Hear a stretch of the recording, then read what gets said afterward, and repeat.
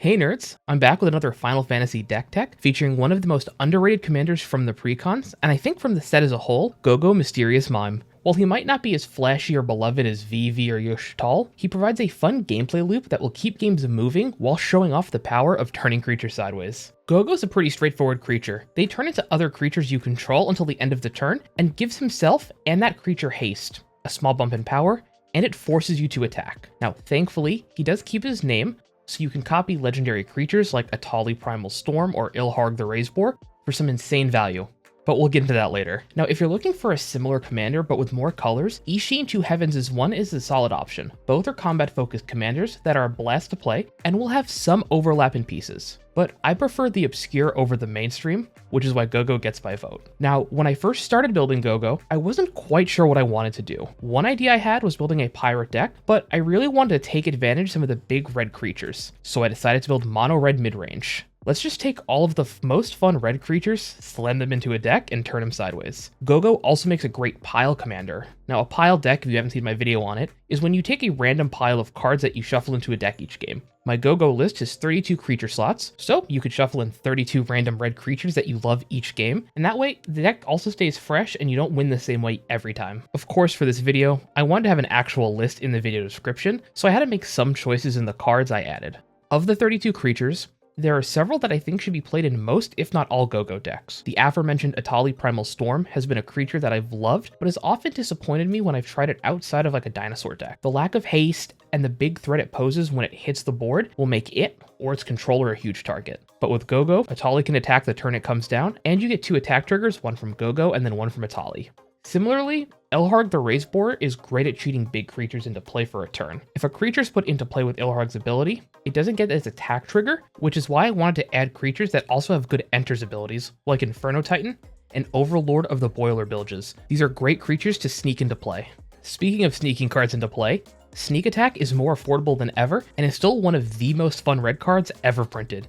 What kind of red deck would it be without extra combats? The answer is not a fun one. Now, I didn't add any extra combat enchantments or spells. I decided to make this a creature-focused deck, which means I added everyone's favorite girl, Karlach, Fury of Avernus. She can give you up to 2 extra combats, one with her and then one with Gogo, which is more than fair. And then one of the newest extra combat members to Magic, Fear of Missing Out or FOMO, felt like a no-brainer. I might need to add more ways to get Delirium online, but an extra combat for 2 mana is just powerful enough to test out. And of course, Morag, Fury of Akum found a home here. Morag can usually be found in green decks where landfall is really easy to trigger, but fret not. Red has some great landfall tools to get a bunch of combats. The new Zeldinch, who deserves their own deck tech, and Sword of Forge and Frontier. Now, notably, Sword of Forge and Frontier will prevent Gogo from copying the creature equipped with it, but it's still a powerful card, so the Nombo is definitely worth including. Winning with this deck is actually going to be pretty easy. You can either turn creatures sideways, or abuse the burn effects that Red has. Turning creatures sideways gets easier with the help of Pyroheart Wolf and Frontier Warmonger.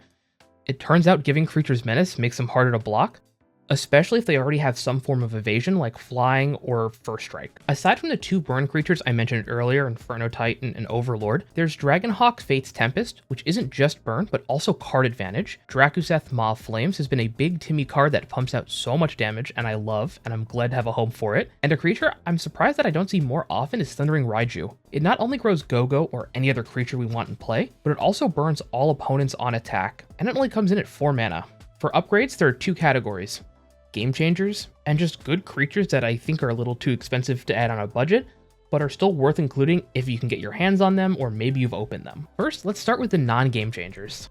Bloodthirster is a great extra combat demon that will fit right at home in the deck with flying and trample.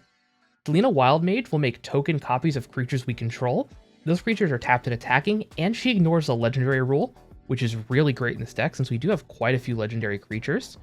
And Twin Flame Tyrant, while not necessarily has a powerful attack trigger, has a powerful static of doubling any damage we would deal to an opponent or a permanent they control. Cavern Horde Dragon, Goldlust Triad, and Goldspan Dragon are all powerful effects to make us a bunch of treasures.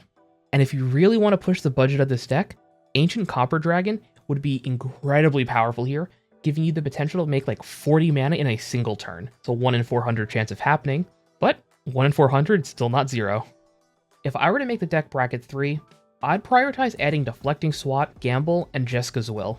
Deflecting Swat is a great protection spell for your commander or any key creatures you want to keep around.